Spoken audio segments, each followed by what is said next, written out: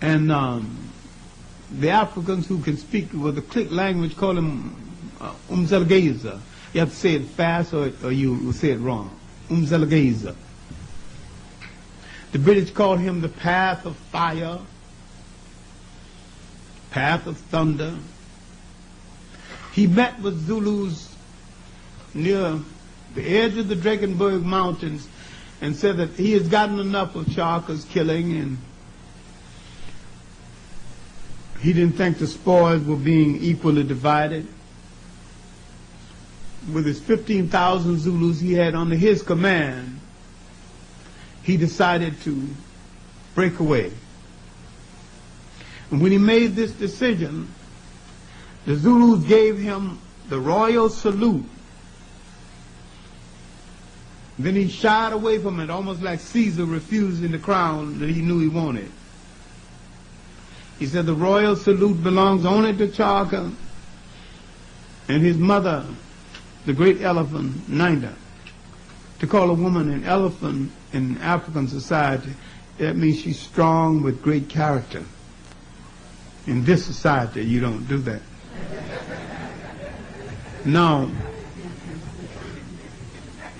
they gave him the royal salute again, and he partially accepted their leadership. Then he noticed the old men standing by, kind of frowning. And he prostrated himself in front of the old man and asked for apologies from his elders. So I've spoken like a child. I have not asked my fathers which way to go. And they said, rise. We agree with you.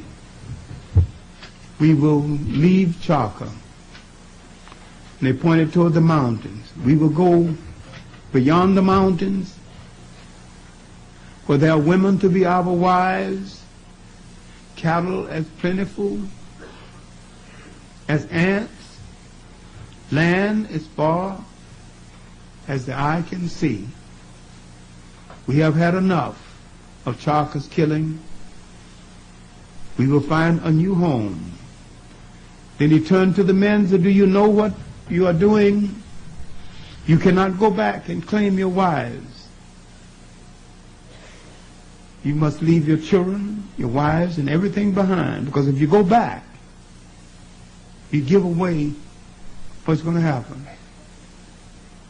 Now, history shows that some of them went back one by one and claimed their wives and children anyway.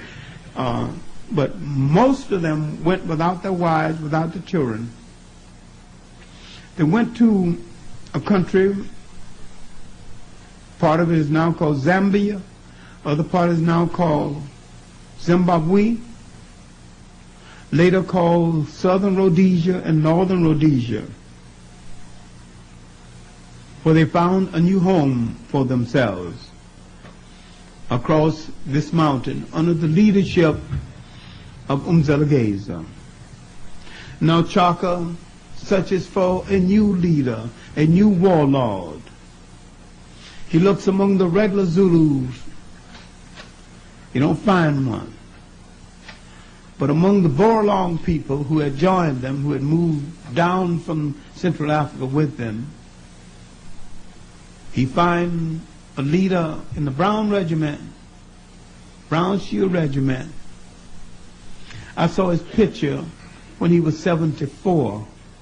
And as much as I'm close to 74, the picture frightened the hell out of me.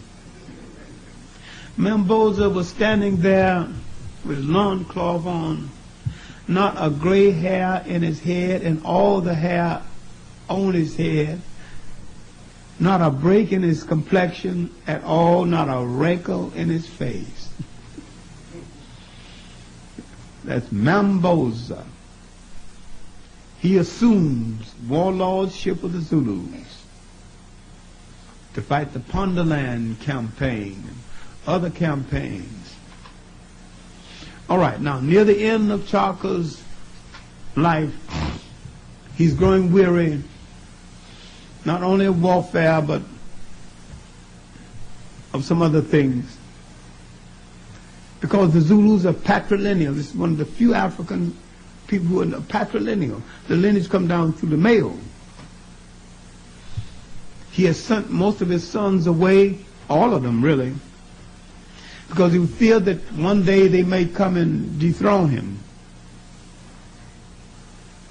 His mother, Ninda, wanting a grandchild to pamper, takes this last son, has a little village built where she can go and pamper and double over her grandchild like grandmothers want to do the world over. Clarke discovers this and is angry with her. But contrary to all the literature, they say he struck his mother and she died. There's not one iota of proof in it, and I went all the way to Ireland to find the diary of the white man who was with Clarke during his death, during her death. Clarke began to lose interest in the dance because Clarke was a great cultural figure and a great dancer. I'm going to see, you see, more and more you see what's left out of the film. He was a great dancer.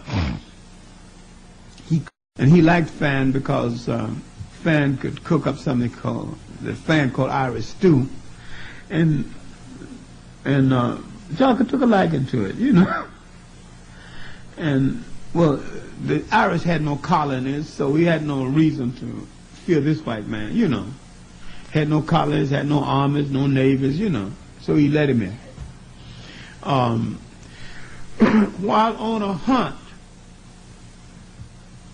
a runner came to him to announce that Ninda, his mother, had passed. He was 60 miles away from Zululand at the time.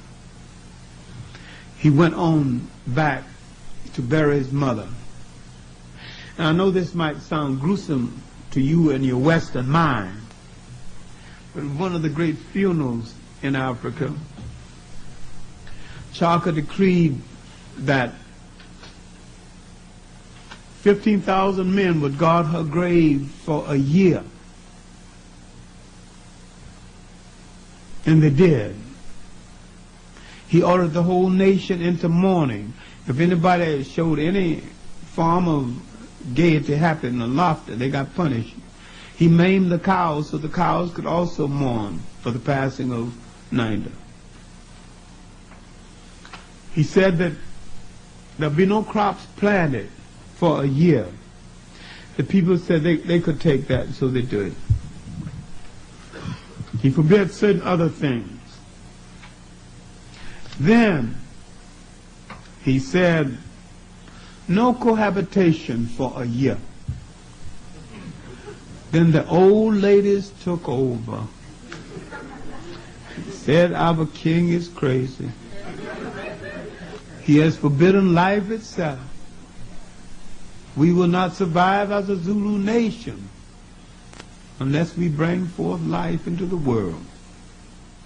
Here is a patrilineal society, a male-dominated society. The women, the old women of the council ordered his ceremonial death, not his assassination, his ceremonial death for the good of the Zulus. They said he is royal, only royal hands shall touch him. So they chose his two half-brothers to do the job. And when they went into his tent, he would say, you think that by killing me, you will be king. You will be the bondsman and the slave. Whites are waiting like ants to take over this country. In the second cry, he reminded them that you have called me many things, saint, tyrant, God, and devil. To some extent, I am all of these things, but I am something else you need to remember. I'm the greatest hope you have for freedom from European rule in this century. In the last blow, he looked at them with pity and said, oh, what have I done to you, sons of my fathers? Now Clarke is gone. Zulu land is looking for a new king. They find the king among his assassins, Dingaan. That was one of the boys born when Nanda went back to live among the Mtiwas, came back to visit Zulu land, and some of the other wives said, the shame is gone, now we have sons. That was one of the sons, now grown. Now, Dingaan takes over. Now the fight between the wives have started, not with Clarke, but with Dingaan. Now the British push the Boers, and the Boers push the Zulus, and the Zulus push back. The Boers want to find a separate republic on the other side